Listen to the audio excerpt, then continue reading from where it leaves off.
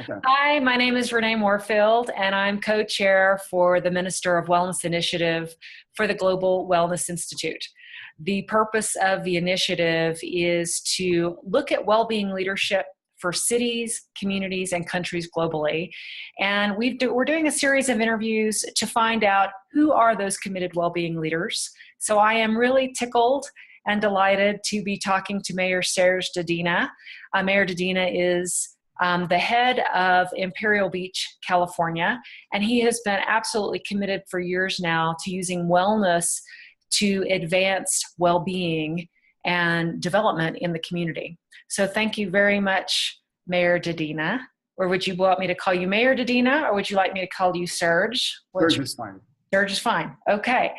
So I'm going to just ask you a few questions. Okay. And they're all about kind of the vision you see of wellness and how you see advancing that in the community, Right. what's happening today, what would indicate success for you. So we'll just go through some questions. There was nothing you needed to do to prepare. Right. As we go along, this conversation will take an organic form. So we'll just start. I'll start with the first one. It's the first one we're asking everyone. And that is about the vision of the future. What role do you see wellness playing in your region in the next 10 years? And how will you know your region is really making progress in this direction?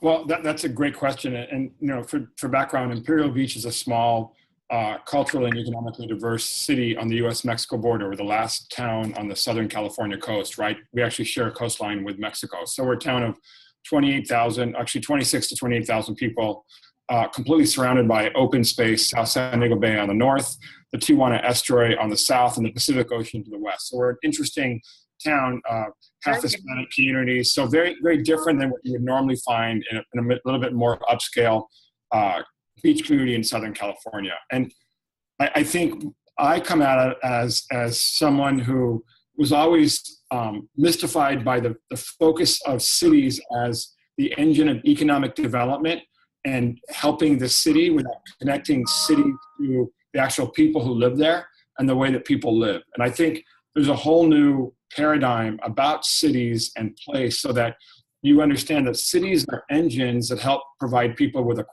high quality of life, and that cities are responsible for rethinking the way that infrastructure and economic development helps people do that. So when I look at wellness, what wellness does to me, and I think other leaders, is it helps us completely reframe and rethink the way that we work with the people that we serve. And so for me, what I found is really interesting because this is an old blue-collar beach town. And so when I was a kid, the only indicator of health and fitness was being able to bench press 350 pounds with a bunch of sweaty guys in the gym, right?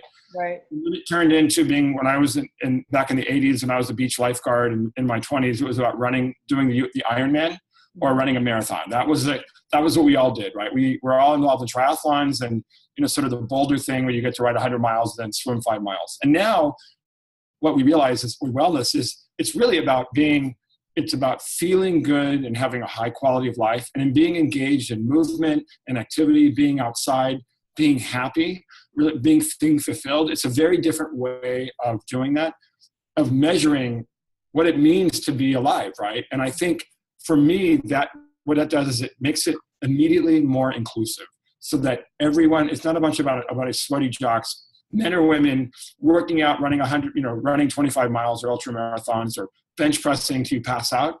It's really about having a high quality of life, whether it's stroller stride moms who have just had a child and are trying to get back into having friendships and working out together and being with other people, or the Tai Chi seniors that are doing Tai Chi, or people who just want to have a quiet walk on the beach with their pets. And so we started Global Wellness Day here, celebrating it 2 years ago. And what we saw was that we were hoping 5 people would show up. It's been a huge success, and it's brought into our city, into that movement, an incredibly diverse, age-wise and demographic, cultural-wise, and all different kinds of people who really want to just be happy. I think that's so cities have to be centers for happiness, for high quality of life, and wellness, I think, really helps us to do that.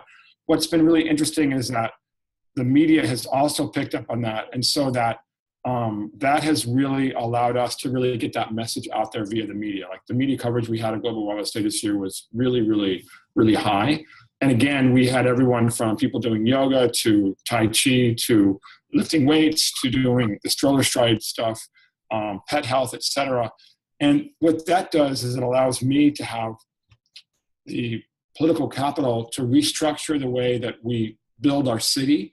Mm-hmm. So that cities, all our infrastructure investment and the way that we design our neighborhoods and help improve our neighborhoods is making sure that people can have a high quality of life. Mm-hmm. So that the sustainable economic development and that our city and infrastructure investment is designed to serve residents and allow them to get outdoors, to get on their bikes, to walk, to get to parks where they can meet other like-minded people, and then to foster the kind of events and sort of meeting areas that that allow us to do that. So I would argue that wellness is really the frame in which we're going to see many more cities really use to help improve the quality of life for their residents. That is fantastic. So there's a couple of things I want to go deeper into, and there are 4 points that you made that I want to just dive into a little bit. Mm-hmm. And so let me say them first, and then you tell me where you want to go. The first one is about reframing wellness from what often was a program or an initiative or a particular activity defined in a very narrow way to the larger frame through which you start to say, how do we enable the conditions where people really thrive? Right. You start to create the built environment, policy, everything else then falls from that question. So that's one that we could go deeper into. The second is the center of happiness. I love that you just said that. So I'm just going to bring the role of a city being a center of happiness. I think that's a really big idea. And that's neat to be even thinking about. With that, using wellness as a means to build community. So that also, I can see us talking about that. And then the fourth would be multicultural. So you mentioned the word inclusive. Certainly in all of my work in the global business world, diversity, inclusiveness, communities of practice, really building learning communities is critical in that world. But I don't hear cities talking much about that. And yet I know that there is a multicultural lens around wellness that takes it to a different depth, kind of a nuance that again is not this shallow slice of wellness, but it's about enriching people's lives. So those are 4 areas. You tell me where you want to go. Well, maybe let's talk about the thriving lens or the happiness lens. I think they're the same thing, and I'll actually give you an examples of how to sort of mold those 4 things together through this lens. And the one thing that we've been doing that allows us to do all of those things and thrive, having people thrive, focus on happiness, and then even really build diversity and inclusiveness. This has been a blue collar city for a long time with a lot of empty lots. It was an underserved, underdeveloped area, low income area. And so we haven't had a lot of economic development. We've had things torn down. And so we've got, having grown up here, it's 4 square miles, 2,500 acres. And so what I noticed was that there's chain link fences, empty lots everywhere. And that the community just sort of accepts that's normal. We didn't have much art anywhere. And so what you have is a sort of very urban, sort of not necessarily nice landscape in some areas. And so the first thing that we've started doing is working with our public works department and then city residents, even the military groups, and tearing down chain link fences and cleaning up empty lots. And we've just after a year, we had a project. We have our biggest resort hotel, the Pier South Hotel, that's really been our partner in Global Wellness Day. And right across the street from this $35 million brand new hotel that has yoga on the roof, we had an empty lot. It's right on the beach, an empty lot with a chain link fence around it with barbed wire and garbage and tumbleweeds inside the lot. This is on our main track. And so last year we did something where I jumped the fence with our city manager and assistant city manager and a TV news crew, cleaned up the garbage from a lot, and then said we're having a war on empty lot, chain link fences and blight. And this is the sort of news about it, or the alert about it. And then what we did was, a few months later, we actually tore down the fence with the community and turned it into First, it's just an empty lot. We put gravel there, tore down the chain link fence, made it nice. And then a mobile fitness, we call it a mobile fitness lab or a mobile fitness trailer. One guy's a former veteran, just not retired from the military, just was overseas, came back, met a few people, and they formed this business, this mobile fitness trailer. And now we've let them use a lot basically for free. They agree to clean it up, and they do fitness classes right across from the hotel. They partner with the hotel. We got local artists and photographers to put up art on the wall. And then a local organization called Four Walls is doing a community planning process, a collaborative community planning process with all different types of groups from the community, including local high school students who work as interns. He just got foundation funding for it to turn that into a community park and parklet. And we're really going to focus that the theme of the parklet is going to be wellness. Mm-hmm. That's it. Places where people can do yoga, the stroller stride moms can come, or we can play music. There'll be art there. And we're doing that in another empty lot that is sat empty in a more underserved area of our town forever. And so to me, what that did was it wasn't just about having a bunch of guys lifting weights. It was about, we brought the community together. The community participated in cleaning up that space, and then the community is going to get together to design that space. And it's really brought together a whole different sort of constituents and groups. The other part of that, though, is art. And what we notice is that cities have to be vibrant, creative, artistic places, and that it used to be about culture was in museums, right? Culture was something that you could only have access to if you were a patron and you have pay a fee and you see it on a wall. And what now we realize that the great cities of the world are cities that have art and culture in the street, and that art is something that people can have access to, and more importantly, helps inspire to make cities more vibrant and healthy and happy places. And so we formed an arts bureau, and that group is now working on these empty lot projects. That group is we're having art put throughout the streets.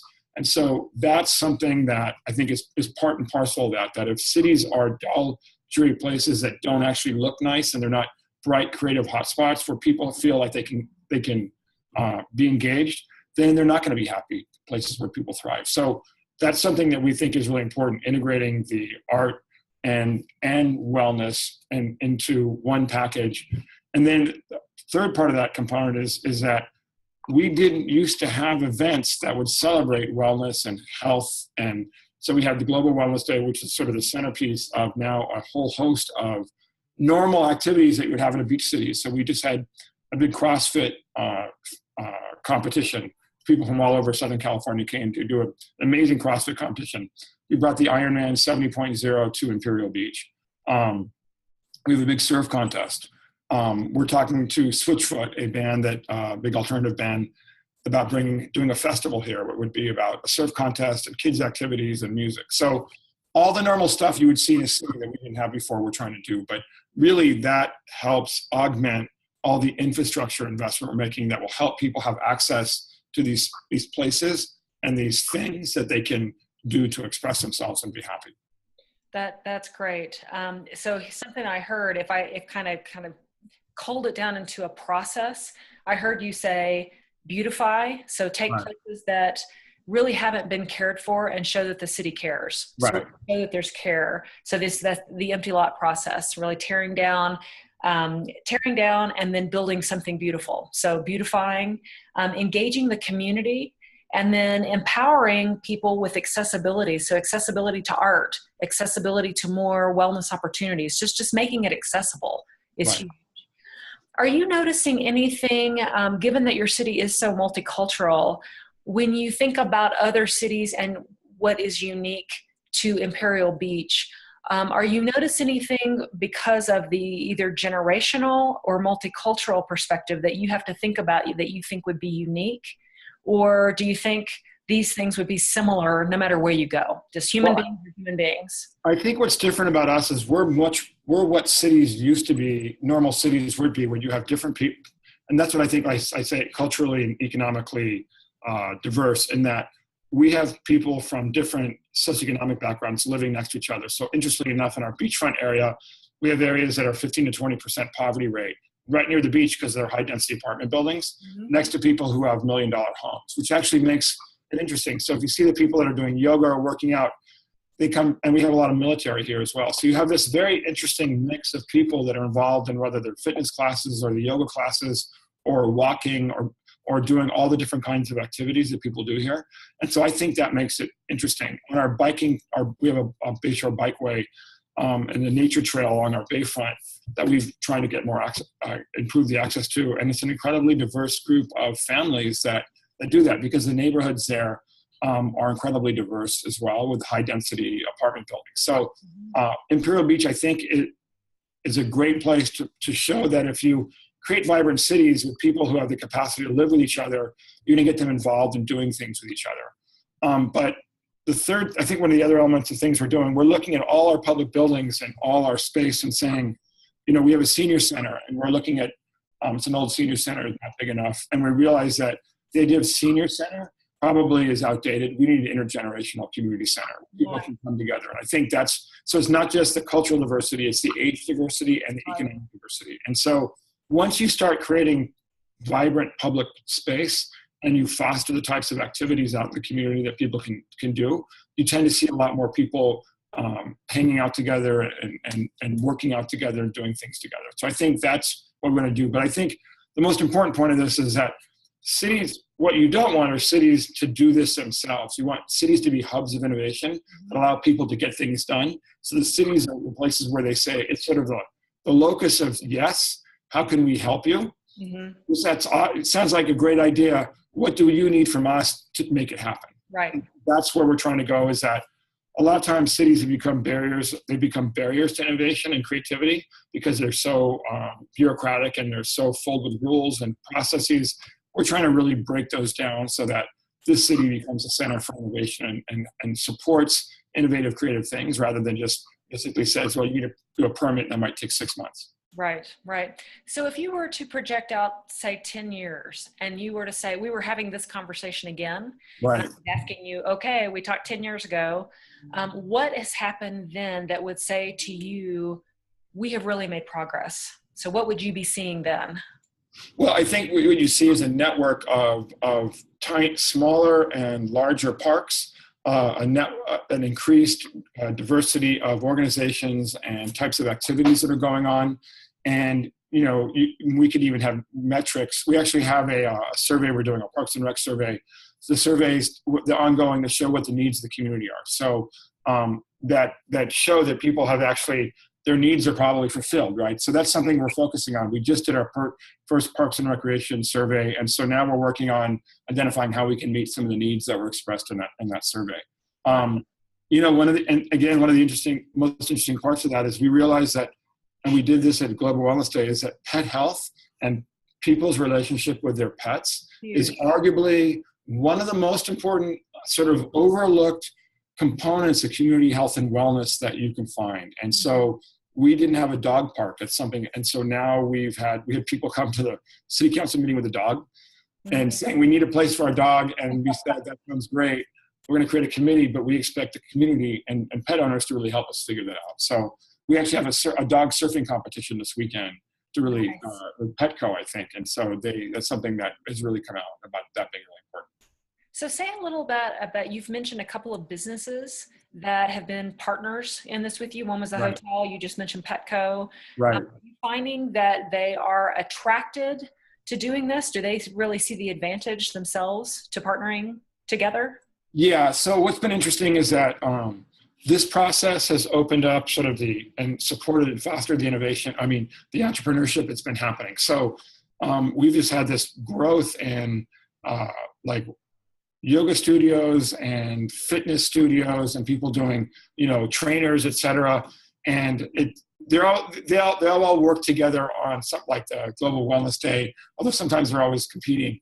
But I find that really, really, really great, because that's what you want to see. You want to see people seeing an opportunity to create a business around wellness and fitness. Mm-hmm. And also, I think the idea of corporate sponsorships, people have been supportive of that. But more importantly, this directly led right now to our first foundation grants in the city. We had a local nonprofit called Four Walls International. They do this placemaking with recycled materials and then get people engaged in that.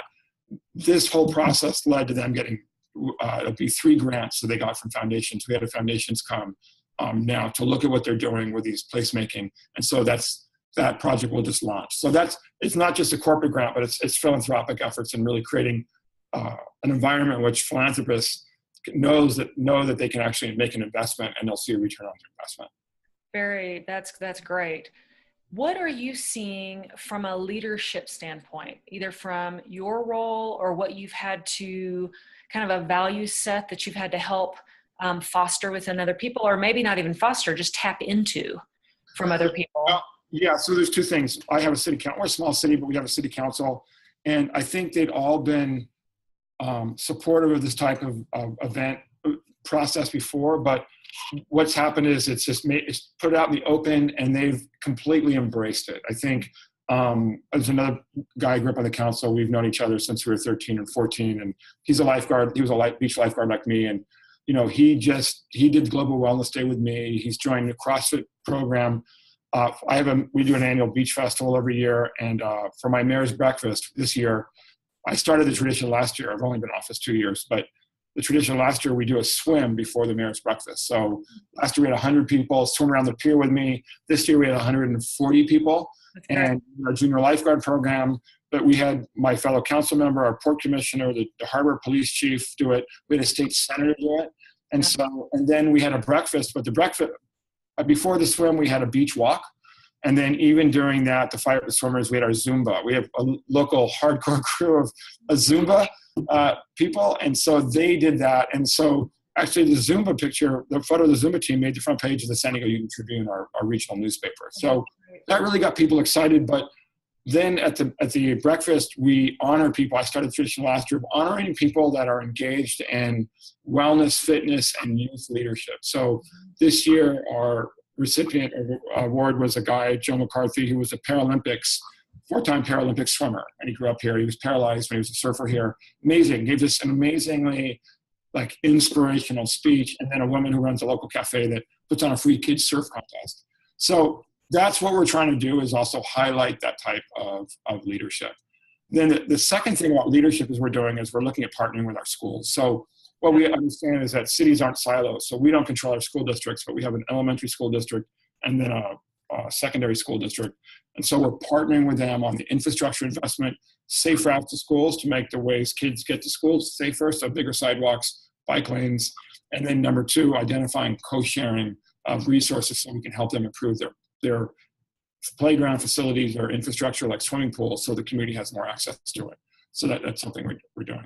So it's what I feel like I keep hearing underlying this. You haven't said exactly these words, so tell me if I'm off. But I feel like I keep hearing you've really reframed the role of the city as convener and facilitator. Right. I'm going to help you get clear. I'm going to tap into your excitement, your enthusiasm, your abilities to make support well-being in our community. And as a city, as city management, we feel like our role as a city is to pave the way for you to get access to relationships, resources, each other, whatever it is, to make that happen. Before I was elected, I started called the Imperial Beach Collaborative. So it's a collaborative of all these different types of organizations and that work in the city to help support them. But also I have a mayoral advisory committee of organizations and individuals, and both those have become hubs of people, of projects and networking and really capacity building. And I think I come out of the nonprofit sector, so my goal, is to get out of the way. I'm chief champion, basically chief cheerleader, and convener and facilitator. And my whole thing is, I don't need to be at the meetings. Sounds great. Here are people. You guys put each other together. Sounds awesome. I'm 100% behind it. But you know what? I'm here to help you be successful. We're not going to, making it very clear, we're not going to do it for you. You have to learn how to do this. And I think that's the most important part of government is people understand we the people, for the people, by the people, whatever it is, isn't about father government doing everything. It's about helping them get it done. I think the responsibility on our part is to give them the tools they need to understand how to work with City Hall to make it happen, and to really get out of the way. And I think what people are realizing in low-income cities is these over-regulated cities really hurt low-income people, and they really who are very entrepreneurial and especially immigrant communities like ours, where you have a lot of first-generation Americans or recent immigrants. 45% of our population speaks a language other than English, is that they come from places where they were, because of the informal sector, they can be very dynamic and start businesses. And so that's something I think is helping, is we need to get out of the way so they can do that. And so the other thing is with the millennial generation, they want to do cool stuff. They all want to do cool stuff. They're committed to being innovative and creative. And so I think that's something we've realized, is that there's a lot of energy out there, and it's our job to help harness it and direct it. That's great. And it's funny. I mean, I think this feels like a shift that is starting to happen, at least in the US. I can't speak always to other countries, although in global business, certainly in global business across that business, but that's the shift of the organization is not your parent. Right.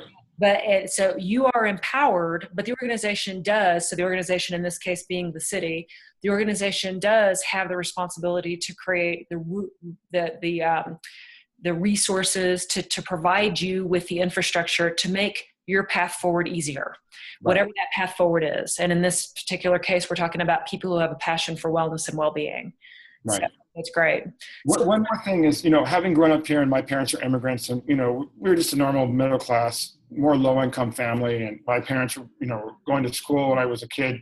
It's a bit like everybody here, no one had any money, but everybody I was involved in sports, and I was a cross country runner and a swimmer, and it didn't seem like not having money was a barrier to being active and engaged in an activity. And we had a rec department, and then we had all these budget cuts, and that sort of went on the wayside. But I started noticing that somehow among some progressives, this idea of fitness and wellness and health was something that they felt was relegated. Well, that's something that rich people can do, or healthy, wealthy, more elite communities. And I really, really want to make sure that there's a paradigm that fitness and wellness should be something that's available to everyone, regardless of who they are, their income level, or where they live. And that's where the city investment part comes in, is really identifying those areas that have been underserved and blighted or whatever, and identify the ways that strategic investments in infrastructure and even philanthropic investment and corporate investment can really open up and change those places for the better to become centers of happiness. And I think people have kind of looked at cities as laboratories, and I think that's where we're going in this sort of urban movement. For me, what's been really instrumental in doing that was looking at the investments. I spent some time in Colorado each summer. My wife's family lives, and seeing all the investments in recreation and fitness that cities have made as a result of the lottery. So when you go to a city like Fort Collins or even Boulder, and you see the skate park, the BMX track, the tennis courts, the swimming pool, the walking area, you've got the stream, and everyone's doing different things, from the Mexican immigrant families that are having a picnic and down the river, the kids, all the grungy kids at the skate park. My wife and I go swim, my wife would go run, the kids would skate, and we go tubing on the river. That's really, really been an influence to me, to see the investment Colorado has done, and throughout the state. Even in Wyoming, we saw the same thing. In Cody, Wyoming, my kids were skaters, but we'd see the skate park, and so the kids were skating for these skate cowboys, but they're next to a park, and I could swim and we'd go hiking. I think that's what you want to see. In Santa Barbara, there's a skate park right on the beach, so you can surf and skate. Nice. And we're really promoting and expanding our skate park. Even skateboarding and BMXing is something that is an amazingly inclusive activity for a lot of low-income kids too, who really gravitate towards that. So my whole thing is, whatever you want to do, we want to figure out. And I think that sort of component approach to wellness and happiness and fitness is exactly what I want to do. Whatever you like to do, we're here to help you figure out how to do it. So I want to ask you one last question. And you were literally, couldn't have been a better segue into this one last question. And that is, there's a member of our team, I don't know if you met Jerry Boddicker, Dr. Boddicker. He brings kind of to the Minister of Wellness team this perspective, and all of his life work has been on Indigenous wellness practices. Right. So that wellness fundamentally is accessible to everyone if we honor Indigenous practices. Right. So he goes all around the world helping cultures catalog and identify what those Indigenous practices are, so that we don't lose that, because potentially part of a problem is that we start to get in a mindset of wellness is defined one particular way. Right. And often that is with people who have financial, et cetera, resources and access in a certain way, versus, the state of well-being is available to anyone. Right. all of us, and all cultures have had their practices to support how that culture thrives. Right. And so I'm wondering if that's a lens. You kind of mentioned how wellness like BMX, skate parks, all of that can bring multiple generations and multiple cultures together, and where you're not even thinking of that, you just come together because you like to do the same thing. Have you all taken a lens at all about on, given the different cultures that you have, for instance, the Mexican culture, what are those indigenous practices that are really part of their heritage that really could be very honoring and generate wellness? Yeah, that's a good question. I would look at it more in the sort of development of open space, of making sure people have access to what I call family space. So whether it's the beach park and picnic facilities or our local parks, and I think when you look at immigrant communities, especially in low-income communities, you're looking at areas where people can get together as families. And I was actually at Huntington State Beach. One of the things I'm also doing is modeling. So not modeling as a model, but modeling behavior. So I can see it. I'm on the California State Lifeguard Racing Team. I was at the California State Lifeguard Championships this weekend. I'm training for the National Lifeguard Championships in 2 weeks in Hermosa Beach. I work out every day. I ride my bike around town. My kids are very active. And I think that's really important. But I was at Huntington State Beach for the California State Lifeguard Championships in Orange County this weekend. And what I noticed, you have this huge giant beach. It's one of the great public beaches, the state beach. And probably, if not the world, in the country by far. In California, there's nothing else like it. It's a foundational Southern California beach. It's huge. And what I noticed is probably 75 to 80% of the people on the beach were multicultural families they were all sitting under the pop-ups with their families, eating.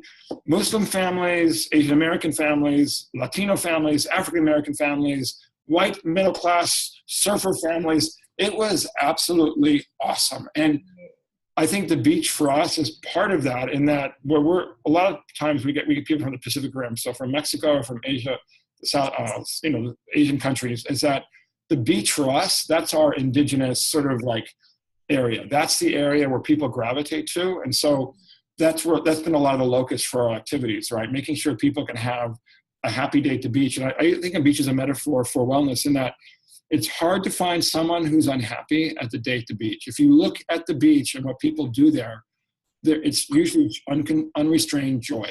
Right.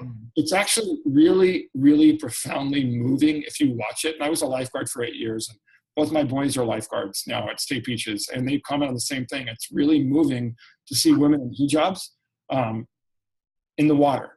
Women from Somalia or Ethiopia, families getting in the water and like just having this great time. I think that's what we want to do. We want to be cities that help people do that, because I think in today's society where there's so much anger and mistrust, that's amazing. Like, that's actually really, really important. So whether it's at a park or an empty lot or a walk along the place, you want to create these places where people can get to by biking or walking, or they're in their neighborhoods where they feel safe to go outside and get to some place where they can celebrate joy with their families. And I think, there's a lot of young families here. And so, with some guys a blue collar job and his wife's working, they're both working, make sure they can just take a walk. And I see this, all these tatted guys all the time, muscle guys with their wives and their strollers. And I think that's awesome. Those guys are out there taking a walk with the kids, and that's, throwing their kid in the air. And that's a wonderful thing to do. So I think that's, whether or not those are indigenous things, I think those are things that are common to everybody in the world. And I think the more that cities can do that and acknowledge that's important, that has to be the fundamental parameter of how we measure quality of life in a city. Can people express themselves and be happy? And obviously housing has something to do with that. Transportation has something to do with that. But fundamentally, designing cities so that you can do that. I love everything you're saying. It's very inspiring. You already make me, who have never been to Imperial Beach, want to now come to Imperial Beach. I love what you're talking about regarding connection, helping people connect, not only with each other, but connect into how they are well and have spaces to be able to do that effectively. So thank you very much for the time. And I may actually call you again and say, okay, I've got a few more questions. Okay, so, good. But I really, really appreciate it. I know we're going to see each other in October. Good. Okay. And we'll talk before then, but thank you so much for your time. Great. Thank you very much. Thanks, Renee. Bye-bye.